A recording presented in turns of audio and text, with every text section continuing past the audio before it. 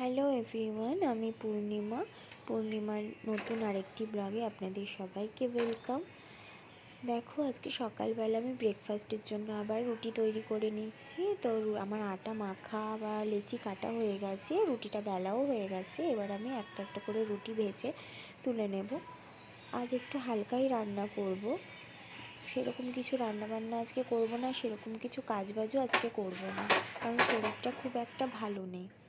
তো যাই হোক, আমার রুটিটা করা হয়ে গিয়েছে। এবার আমি কড়াইতে তেল দিয়ে দেব ডিম ডিম রান্না করার জন্য। তো 4টে ডিম আমি সেদ্ধ করে খোসা ছাড়িয়ে রেখে দিয়েছি সাইডে। আর আমি ডিমে কোনো আলু ব্যবহার করব না আজকে। অল্প মশলা দিয়ে আজকে ডিম কষা করব। তো এবার দেখো, আমি কড়াইতে একটু নুন দিয়ে দেবো, একটু হলুদ দিয়ে দেবো, যাতে ডিমগুলোর গায়ে ভাজবার সময় নুন হলুদটা মিশে যায়। এবার আমি ডিমগুলো ছেড়ে দেবো।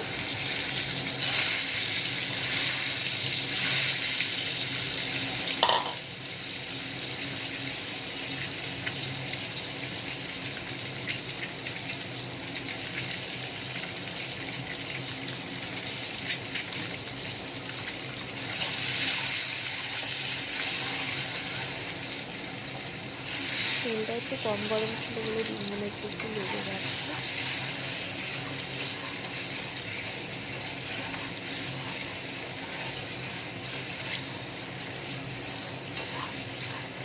ডিম আমার ভাজা হয়ে গেছে, এবার আমি ডিম তুলে দেবো।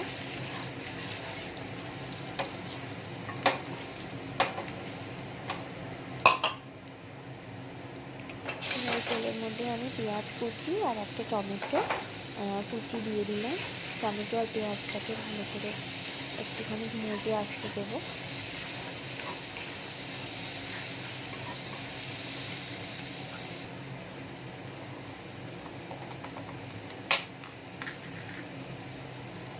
টমেটো আর পেঁয়াজটা মজে গিয়েছে। এবার আমি আদা রসুন পেস্ট দিয়ে দেবো, জিরের গুঁড়ো দিয়ে দেবো, একটু একটু লঙ্কা গুঁড়ো দিয়ে দেবো, আর একটু হলুদ গুঁড়ো দিয়ে দেবো।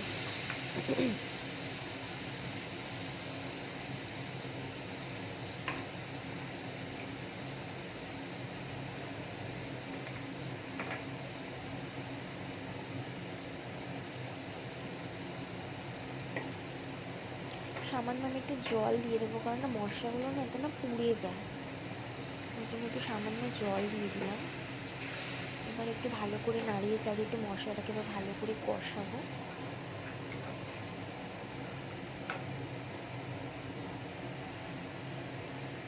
একটু নুন অ্যাড করে দিলাম। এখন মশলা কষানো হয়ে গেছে, আর ডিমগুলো আমি ছেড়ে দিলাম। একটু হালকা নাড়িয়ে চাড়িয়ে আমি জল দিয়ে দেবো, কারণ কষানো হয়ে গিয়েছে, আর কিছু নেই আমার।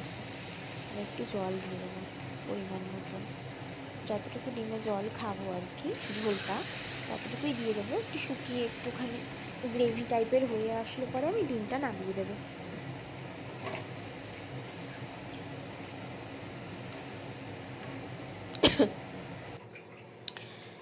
তারপরে আমার ডিম হয়ে গিয়েছে, বাটিতে আমি সার্ভ করে নিয়েছি। তো আমি গরম মশলাটা সবার লাস্টে দিয়ে দিয়েছিলাম।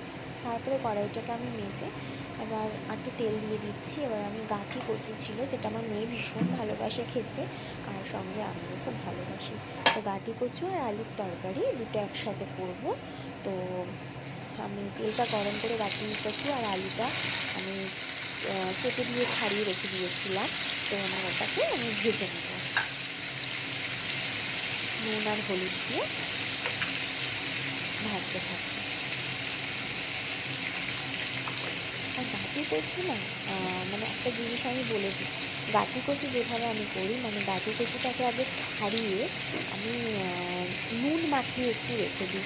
তাহলে কি গাছ কচু একটু মানে ল্যাপ ল্যাপ ভাব থাকে, তো মানে তার জন্য গাঁঠি কচুটা না পরে যাতে ওইরকম ভাবটা যাতে না আসে, তার জন্য একটু নুন মাখিয়ে রাখলে কি হবে, গাঁঠি কচুর ওই মানে কি বলবো, পিচ্ছিল ভাবটা একটু ধুয়ে যায়। তারপরে ওই নুনটা মাখিয়ে কিছুক্ষণ রেখে দিলে, এবার ওটা ভালো করে আমি জল দিয়ে ভালো করে ধুয়ে নিলে পরে গাটা একটু পিচ্ছিল ভাবটা না অনেকটা মানে মরে যায় আর কি। তার জন্য গাঁঠি কচু আমি সবসময় কেটে ছাড়িয়ে নুন মাখিয়ে রাখি। তো দেখো, আমার গাঁঠি কচু হালকা একটু ভাজা হয়ে গিয়েছে, তো আমি একটা টমেটো দুভাগ করে কেটে দিয়ে দিয়েছি, কারণ কোনো তেঁতুল ছিল না। আর যতই হোক কচু তো, এই জন্য একটু টক দরকারই হয়, তাই আমি টমেটো দিলাম। আদা রসুন বাটা দিয়ে দিলাম, জিরের গুঁড়ো দিয়ে দিলাম,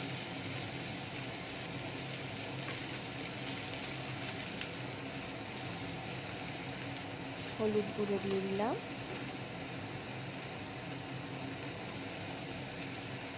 লঙ্কা গুঁড়ো দিয়ে দিলাম। এবার আমি ভালো করে পুরোটাকে নাড়বো।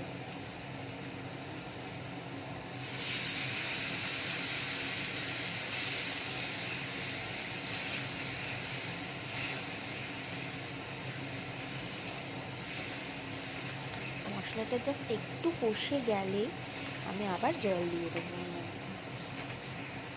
জলটা দেওয়ার কারণ মশলাটা না মানে তেলটা একটু কম দিয়ে করেছি যেহেতু, এর জন্য মশলা না পুড়ে যায়, তার জন্য একটু জলটা দিয়ে আমি মশলা অ্যাকচুয়ালি না একটা বাটিতে ভিজিয়ে রেখেই করি রান্নার আগে, কিন্তু মানে আমার শরীরটা ভালো ছিল না বলে আমি একবারে কড়াইতেই অ্যাড করে দিয়েছি। দেখো আমার কষানো হয়ে গেছে, এবার আমি জল অ্যাড করে দিচ্ছি। এবার আমি ঢাকা দিয়ে আমি গাটি কচুর তরকারিটা আমি রেডি করে নেব। পরে আমি একটুখানি গরম মশলা ছিটিয়ে দিয়েছিলাম, যেটা আমি এখানে দেখাইনি। তো এই হলো আজকের ব্লগ। যদি তোমাদের ভালো লেগে থাকে প্লিজ লাইক করবে, কমেন্ট করবে অ্যান্ড শেয়ার করবে অ্যান্ড সাবস্ক্রাইব করতে ভুলবে না। আরও নতুন নতুন অনেক ব্লগ আসবে, ততক্ষণের জন্য টাটা।